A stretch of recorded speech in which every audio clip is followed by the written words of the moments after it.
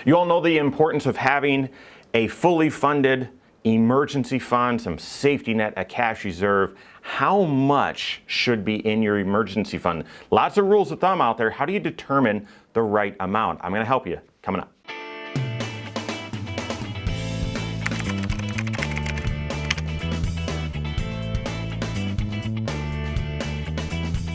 My name is Mike Bernard. I'm the host of the Wise Money Show. I'm also one of the certified financial planners right here at Korhorn Financial Group. Make sure you hit that subscribe button, turn on notifications, and smash that thumbs up button. So you know the importance of having an emergency fund, and right now it seems like it's less appealing. You're not making any money on it.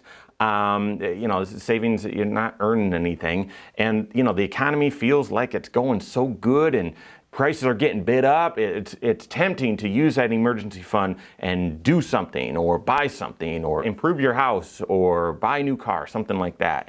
But I'd tell you, I'd caution you, okay? Because this is part of having a solid foundation to your financial life that you can then build on top of, right? And we know that through many examples, but the most recent being the number one regret of Americans surveyed during the COVID recession, as brief as it was that they didn't have an emergency fund. That was the number one regret, that they didn't have an emergency fund. So we all know it's important. How do you know how much you should have?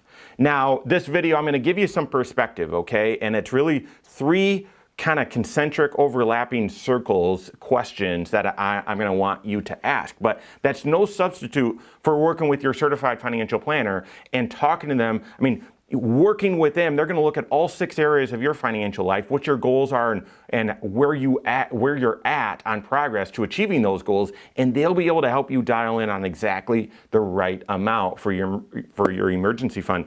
Even where to hold it and when to access it, when not to access it, that sort of stuff. So be sure you're working with your CFP. Now, either before that or in tandem with that, how would you know? How would you start assessing how much you should have in your emergency fund? Like I said, sort of three perspectives that I would just add together, either as overlapping circles, concentric circles, something like that. The first is a rule of thumb that you've already heard, okay? And that is, I would start with, okay, what is 3 to 6 months of your lifestyle, of your monthly spending? 3 to 6 months of your monthly spending. So the best way to look at this isn't 3 to 6 months of your income, although that could be more conservative, but more so within your budget. How much do you spend each and every month? Therefore, if your income was interrupted, how much would you need coming in each month for you guys to put food on the table, pay your bills, that sort of stuff? So I would start by at least looking at that. And if you say, well, yeah, we spend about $5,000 a month, so that's somewhere between $15,000 and $30,000. That's sort of your first circle, your first answer, okay? So what's 3 to 6 months of your lifestyle, of your living expenses? So that's first. Second,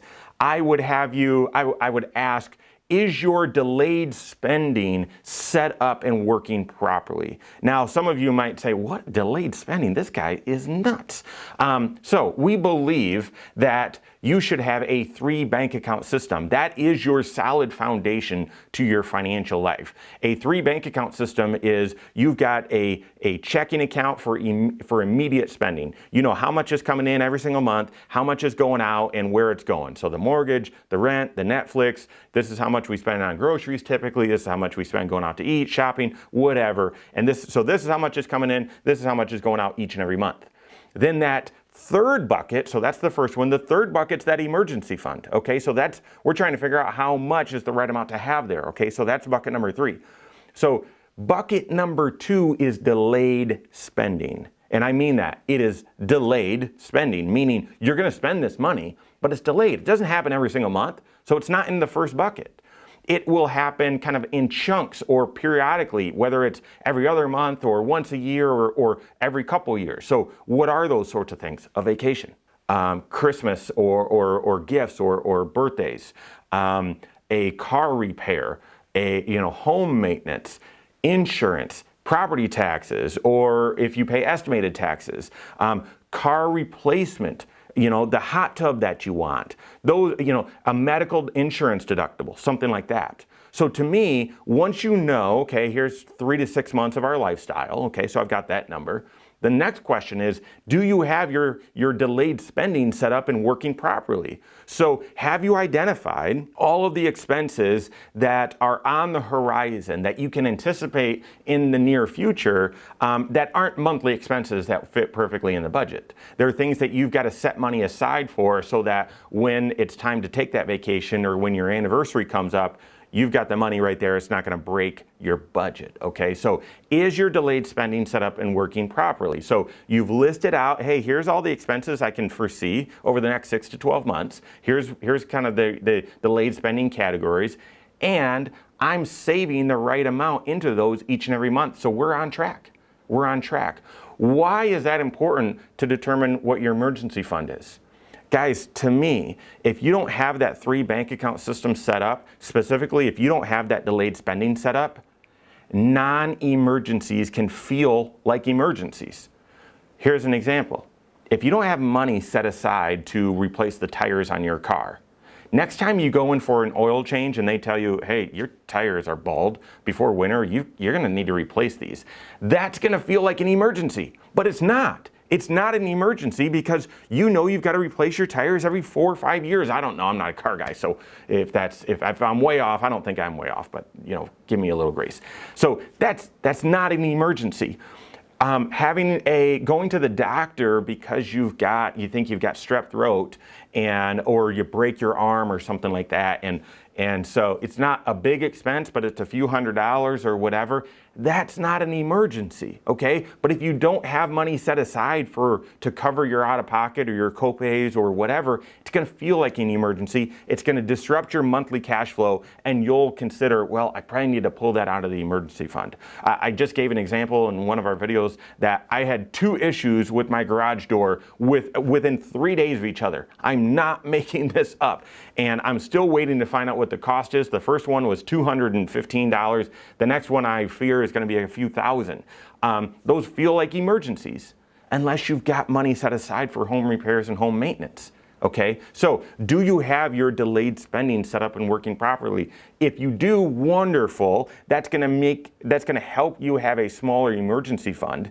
If you don't have it set up or working properly, you're going to need a bigger emergency fund. Okay, does that make sense? Okay, so the final question, the final kind of concentric circle that you're going to need to kind of go through or filter when you're determining what the right emergency fund amount is what are your big risks? Okay, so consider your big risks. So what are those? Well, how stable are your income sources? Well, I work at a good company, stable company. I know we're doing well, and I feel very strongly that, in my employment there. Okay, wonderful. Or actually, we're a newer company. I'm in sales. My income is about to switch to be fully commissioned, right? So that's the spectrum. Okay. What about other big risks like young kids? Okay, young kids sometimes can get into mischief. Can either have medical problems, which hopefully you've set up an emergency fund, but could even beyond your deductible, traveling to go to a hospital, something like that, and incurring costs there. So what about the house? How old is your house? How much maintenance do you think could be upcoming? For us, we had known our house when we bought it was, 22 years old, something like that. Original furnace. We knew we'd need a new furnace, okay? Had no idea when. It lasted about 5 more years. Year 27, we're like, yep, this thing has gone kaput. We've had to restart it a few times, replace that thing. So we'd been saving up for it, right? But along the way, when we first bought the house, things were 22 years old. We just knew, something might just break at a moment's notice. And we might not have that house maintenance fund fully funded. And so, so being aware, how old is the house? How old is the roof? What type of maintenance might there be that you might not be prepared for? About vehicle, how old's your vehicle? Is it under warranty? How full is your new car fund or car repair fund? So consider your big risks. So there you go. Start with 3 to 6 months of your lifestyle. consider, are you fully working that 3 bank account system, your delayed spending? Is that full? Is that fully operational? And then what are the big risks? Do you have kids? Do you have young kids? How old's the house? How much maintenance do you expect on the house? What about vehicles, that sort of stuff? How stable are your income sources? That sort of thing. So from there, that's going to help you narrow in on a range, a comfortable number for your emergency fund. So then my final kind of advice in this video is whatever that number is, round it to the nearest 1,000, okay? And then look at taking big chunks of money, tax refund, bonus, something like that, and getting yourself from wherever you are now up in big chunks up to that level, and hopefully you've got a 3 bank account system working so you'll rarely, if ever, need to touch that emergency fund. All of that perspective is, again, no substitute for working with your CFP. So really want to know exactly how much for your emergency fund, work with your CFP. If you don't have one, you can contact one on my team. Find us online, korhorn.com, that's Korhorn with a K, wisemoneyshow.com, you can find us there as well, or send us an email, info@korhorn.com. All right, there you have it. Go out and take your next wise step in your financial life.